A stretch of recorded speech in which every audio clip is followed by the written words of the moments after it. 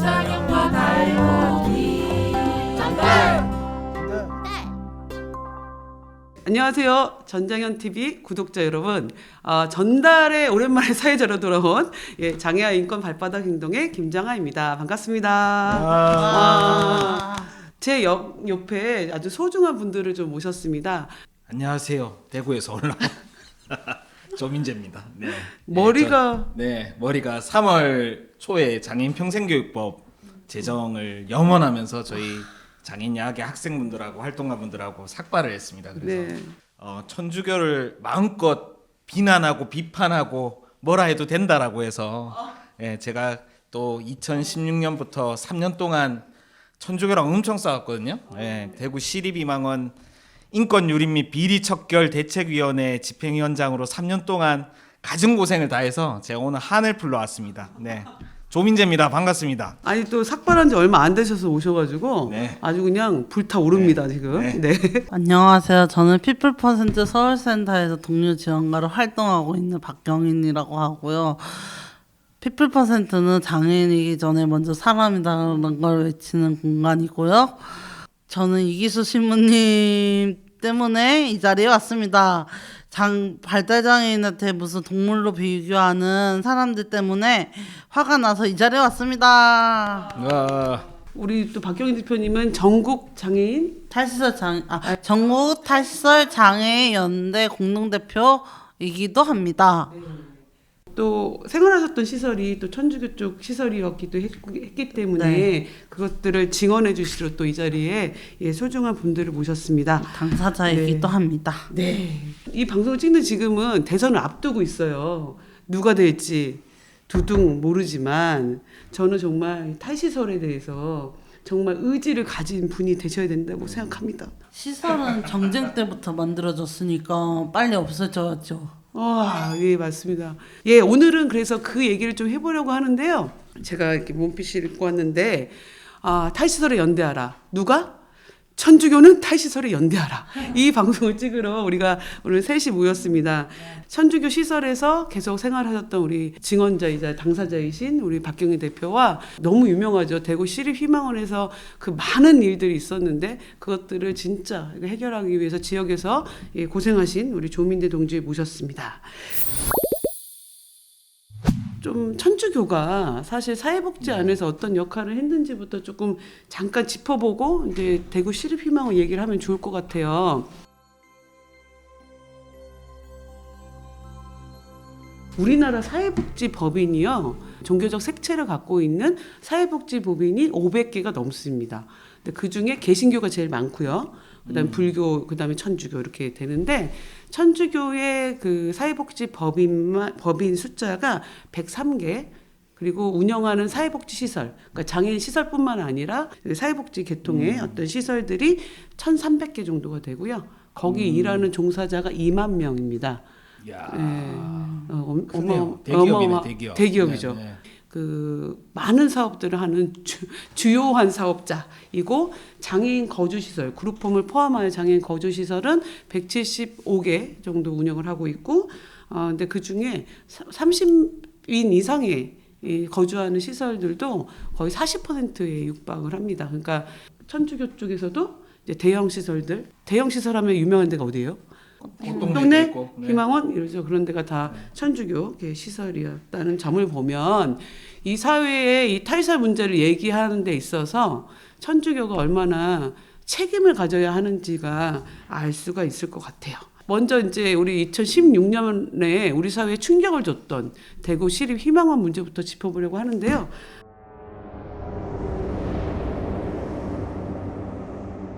일단 대구 시립희망원 역사부터 좀 간단하게 말씀드려야 될 것 같은데 1958년 12월 31일에 대구시가 설립해서 직영을 해왔습니다. 그러니까 전쟁 직후에 전쟁 고아도 있을 거고 여러 가지 불황인들도 있었을 거기 때문에 이를 보호한다는 명목으로 이제 시설을 만들었고 1980년 4월부터 대구구 천주교회 유지재단이라는 이 법인이 엄청 오래됐더라고요. 그 일제시대 때 만들어진 1938년에 만들어진 이 재단에서 대구시로부터 운영권을 받아서 1980년부터 2016년까지 36년 동안 운영을 하다가 이제 크게 문제가 되었고요.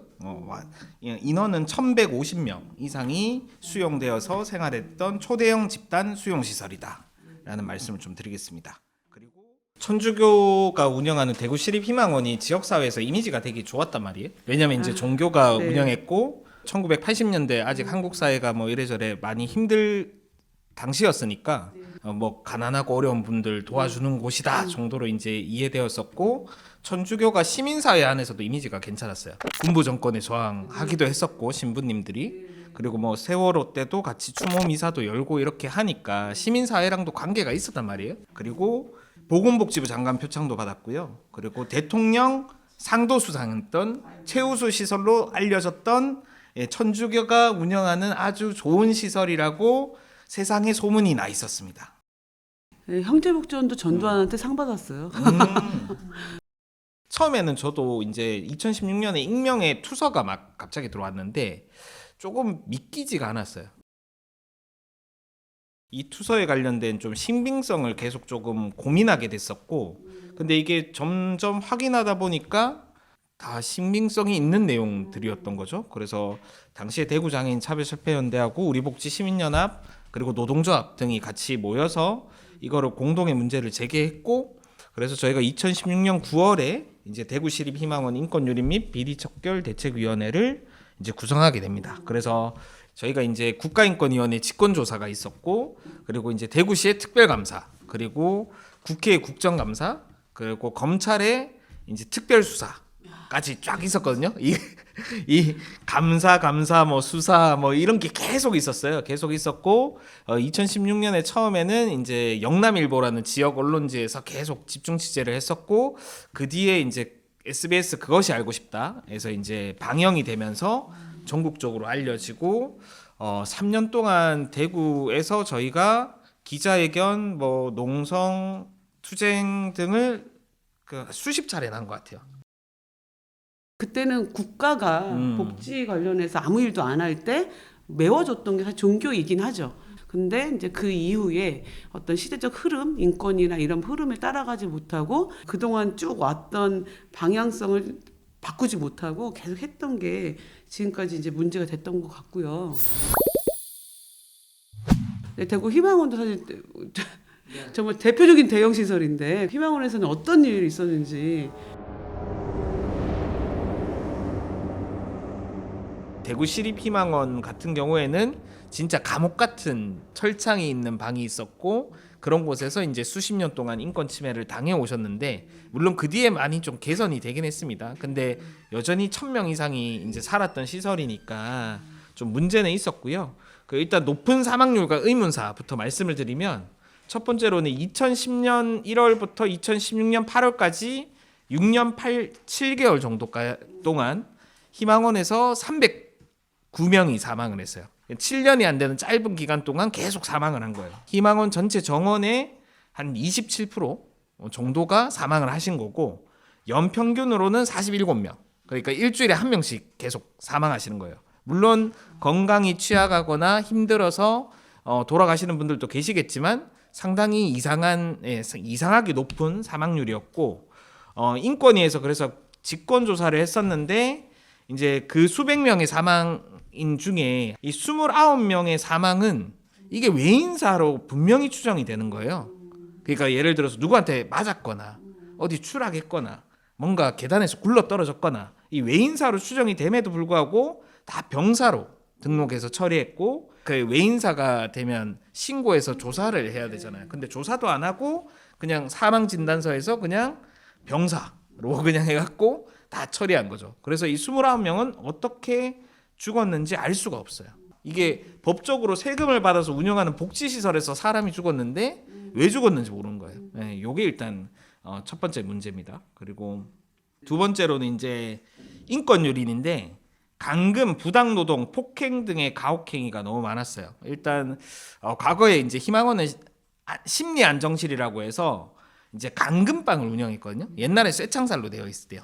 이제 예를 들어서 이 불황인 시설로 운영됐으니까 이제 어디서 뭐 봉고차 같은데 이제 사람들 태워서 희망원에 넣으면 사람들이 막 저항할 거잖아요. 그러면 이제 그 감금방에 넣어서 이제 계속 수시비를 이제 거기서 네, 지칠 이제 때까지 반항 안 할 때까지 반항 안 할 때까지 계속 가둬서 운영을 했고 생활인이 이제 한 방에 50명, 60명 이렇게 사는데 거기에 동장을 세워요. 동장. 거기 이름이 동장이었어요. 맞아요. 다른 시설들은 도로 방장이에요. 동장. 그러니까 다 똑같아요.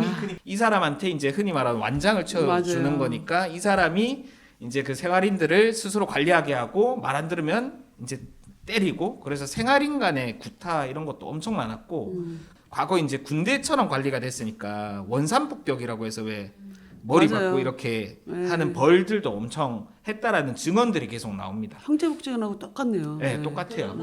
지적장애 여성분에게는 희망원의 간부의 집으로 이제 생활하게 해서 그래서 가정부처럼 일을 했었고 청소 세탁 같은 것들을 하면서 이제 임금을 제대로 지급하지 않았고 그래서 이런 것들이 엄청나게 계속 만연했었고 그래서 검찰에서 중간 수사 발표했을 때 독방에 이제 최대 47일 동안 강제 감금을 했다. 그리고 302명에게 총 441회를 감금했다라고 이제 수사 기록에 남깁니다. 그러니까 이 사실 엄청난 거예요. 그러니까 이게 천주교에서 운영했던 시설이 300명이 넘는 사람을 400번 넘게 감금했다라는 기록은 사실 이 사람들이 지금 와서 이거를 모른 시간이 지났다고 이렇게 숨기면 안 됩니다. 그러니까 그렇게 활동한 천주교 재단이었고, 그렇죠. 책임자는 어쨌든 신부, 그렇죠. 수사 수녀 다 그런 분들 계셨다는 거 아니에요. 그러니까 신부와 수녀들이 주 요직에서 관리직을 했었죠. 그리고 이제 세금 문제. 그러니까 성직자하면 보통 이제 청렴하셔야 되잖아요. 이 보조금 횡령과 비자금 건을 조금 말씀드릴게요. 이것도 대구지방검찰청의 중간 수사 결과예요. 2017년 2월에 나온 수사 결과고 일단은 생계급여가 지급되잖아요. 생활인분들한테. 네네네. 그거를 6억 원을 허위로 청구하고 부정으로 받았습니다. 일단 그걸 또 공무원들이 도와줬어요. 그래서 나중에 공무원들도 벌금을 받아요. 그게 하나 있고. 벌금만 주면 어떻게? 네. 그 생계급여로 조성된 돈 중에 급식비로 또 이제 그 식자재를 살 거잖아요. 거기에 5억 8천만 원을 비자금으로 만듭니다. 그러니까 이제 식대 중에 한 달에 한 3천만 원 정도를 허위로 이제 기록하고 실제로는 생활인들한테 식사로 제공 안 한 거예요. 그래서 그 돈은 비자금으로 만들어 놓고 비자금 통장에 걸려요. 그래서 그거를 이제 메인으로 했던 사람이 회계과장 수년대 매달 3천만 원 이상씩 주부 식비를 허위 청구했고 꿀꿀이죽처럼 되어 있는 그런 걸 제공한다든지 그리고 이제 뭐 컵라면 주는데 실제 급식 장부에 뭐가 돼 있냐면 소고기 불고기 뭐 이렇게 되어 있어요. 그러니까 소고기 불고기가 나가는 날 이제 컵라면이 나가고 뭐 이런 식으로 계속 그러니까 허위로 이제 돈을 빼돌려 왔던 거죠. 이게 수녀님하고 이제 신부님들이 주도해서 만든 비자금이다라는 얘기고 뭐 이것만 있었겠어요? 보통은 주부식비에서 손대면 딴 데도 손대잖아요. 뭐 기능보강 사업으로 건축할 때 또 빼돌릴 거고 커미션 받을 거고 이런 것들이 분명히 있을 건데 천주교가 대구에서 엄청나거든요. 엄청난 힘을 가지고 있기 때문에 수사를 전면 확대를 저희가 계속 요구했는데 하지 않았어요. 대책위원회는 검찰 수사 결과 대구시 감사 결과가 미흡하다며 반발하고 있습니다. 저희는 장애인이기 전에 인간입니다. 장애를 가졌다는 이유로. 그래서 중간 수사 결과 정도가 이제 실제 재판으로 넘어가고 그렇게 이제 결과로 나왔던 게 기억이 납니다. 그래서 사실 이거 어마어마한 거예요. 아니 이건 진짜 대구뿐만 아니라 천주교 전체가 엎드려 사죄에도 모자를 판인데. 그렇죠. SBS 그것이 알고 싶다 나오고 나서 시설의 그때 원장 신부들이 기자회견하면서 뭐 이 부분은 너무 사실과 다르게 왜곡됐다. 그래서 법적으로 대응하겠다. 1번. 근데 이제 이 부분에 대해서 잘못한 부분도 있기 때문에 자기들이 사과하고 그 23명의 이제 팀장급 이상의 간부들은 전원 사표를 냈다. 이렇게 하면서 수습을 하려고 해요. 회피하는 거죠. 근데 나중에 지나고 나면 실제로 사표를 그러니까 그것도 거짓말이었던 거예요. 그래서 그 사표를 너희가 발표했잖아. 사표를 수리해라라고 저희가 싸워요 또. 그래서 한 3년이 걸린 거예요. 3년이. 그래서 이제 이 조한길 대주교가 10월에 짧은 사과문을 홈페이지에 올리긴 해요. 뭐 심려를 끼쳐서 죄송합니다. 이 정도의 이제 메시지가 나오긴 했는데 그 뒤에 이제 진짜 책임을 안 진 거죠. 그러면 이게 대구 시립희망원을 천주가 36년을 이제 그동안 해왔으면 이 비자금하고 이것도 그 발본색원에서 사실 정확하게 천주교를 쇄신하고자 하는 노력들은 안 했다. 사과하고 치웠다. 그리고 11월에 운영권을 그냥 반납해버려요. 이게 시립희망원이니까 이제 그럼 우리 운영 안 할래요. 라고 하면서 이제 운영권을 그냥 반납하면서 대구시에 이제 흔히 말해서 이제 본인들은 철수를 한 거죠. 네. 철수를 하고 그래서 이제 2016년에는 천주교가 그냥 한 번 사과하고 철수하는 정도로 이제 끝이 났고, 근데 2017년에 그 희망원이 30년 동안 이 수많은 종사자들에 의한 학대들도 있었기 때문에 그럼 책임을 져야 되잖아요. 그 책임을 지기 위한 싸움들을 뭐 하게 되긴 합니다. 그래서 이제 재판 결과를 조금 살펴봐야 되는데, 이것도 엄청 천주교에서 사실 쪽팔린 일이에요. 지금 이기수 신부, 이병훈 신부 이런 사람들이 뭐 지역사회 탈시설이 위험하니 인권 침해니 이런 뭐 이상한 소리를 하시는데, 이 천주교에서 복지사업으로 신부 2명을 포함한 7명이 구속이 돼요. 그리고 16명이 불구속 기소가 됩니다. 그러니까 23명이 이 사건에 넘어가요. 엄청난 권위를 가졌던 신부거든요. 그 배땡땡 원장 신부라고 계시는데 1심에서 징역 3년을 받았고요. 항소를 또 합니다. 천주교에서 좀 센 그 로펌을 붙여줘서 나중에 징역 2년으로 감형돼서 아마 2018년 말쯤에 출소하셨을 거예요. 근데 이분이 출소하면 보통 어떻게 되죠? 사회적으로 엄청나게 지탄받은 사건인데 그러니까 신부부 복고 신부 생활은 끝났다 봐야 되잖아요. 근데 그분은 제 사무실 근처에 성당이 있는데 그 성당의 본당 신부로 부임을 하셨고 거기서 본당 신부로 몇 년 계시다가 지금은 이제 원로 사제 신부인가 뭐 이런 식으로 해서 천주교 대구대교고 홈페이지에 이름 넣으면 이제 이름이 그 딱 사람 나와요? 버젓이 나옵니다. 그리고 같이 구속됐던 다른 신부 김땡땡 신부 계시거든요. 그 신부님도 이제 잘 이제 신부로서 명예를 지키고 살고 계시다. 거의 마피아 수준인데 이거. 그렇죠. 그러니까 사실상 수사에서는 수억밖에 안 나왔지만 사실 수십억의 세금을 비자금으로 조성했을 거고, 이거를 어쨌든 배땡땡 신부님이 이제 책임을 진 거예요, 법적으로. 그래서 조폭 영화에서 많이 보잖아요. 그러니까 예. 네가 조폭- 책임을 지고 갔다 오면 예. 어이구 이런 그렇죠. 거야 예. 지금. 그러니까 출소하고 영화가 괜히 영화가 오셨습니까 형님 아니래요. 하면서 이렇게 해갖고 그러니까. 자리 하나 딱 만들어주고, 천주교 조직이 조폭 조직하고 되게 이런 생리 구조는 비슷하다라는 생각들을 좀 했었어요. 수녀 아까 회계 과장 수녀 집행유예 맞았고요. 관련 공무원들은 벌금형밖에 안 나와서 좀 되게 어이없긴 한데 하여튼 그렇게 법적 처벌을 받고 어쨌든 이 천주교에 관련된 처벌들은 일단락이 되긴 합니다. 그때 제대로 벌을 덜 받았나 봐요, 제가 볼 때. 이 탈시설 반대를 엄청 얘기하면서 이제 사회복지위원회로 이제 이분들이 나오게 되고, 이 대구대교구의 이병훈 신부 이런 사람들도 저는 감정이 실렸다고 봐요. 사실 천주교의 탈시설을 반대한다라는 거는 그 한 7, 8년 전에 본인들이 감옥도 갔다 오고 쪽팔리고 막 이랬던 거를 막 얼굴을 못 들고 살다가 아이씨 이거 우리 공격할 수 있겠는데 하고 이제 딱 들고 일어났다, 이렇게밖에 이해가 안 됩니다. 많은 그 주부식비 횡령 사건들이 있어요. 사회복지 법인들이 국고 보조금을 받아가지고 주부식비나 피복비, 난방비 이렇게 딱 지출하는 게 일단 뻔하잖아요. 근데 거기서 이제 횡령을 해 먹어요. 그리고서 그거를 국가에 다시 환수하거든요. 환수 처벌을 받으면. 근데 그 수많은 끼니를 먹는 동안 피해자는 그 장애인 당사자들이에요. 밥 단가 1,500원짜리 단가에서 막 1,000원씩 빼먹어가지고 흥분했나 봐. 1,500원짜리 말도 안 되는 밥 단가를 정부가 주는데 거기서 1,000원씩 횡령해 먹어. 그럼 500원짜리 단가를 가지고 밥을 먹었던 그 수년의 세월의 그 피해를 고스란히 보는 사람들은 거기 있는 입소된 장애인이거나 그 사람들이거든요. 근데 보상을 안 해. 그리고 계속 운영을 한다든지 운영만 털고 나가. 그리고 사실은 그 피해를 이 사람들의 횡령 때문에 피해를 본 사람이 장애인인데 아무도 이것에 대해서 배보상을 안 해요. 그래서 이제 그 해외에서도 이런 일이 있어서 예를 들면 뉴질랜드 같은 경우는요. 오클랜드에서 국가의 왕립조사위원회가 그런 이제 많은 문제들을 이렇게 발표를 하거든요.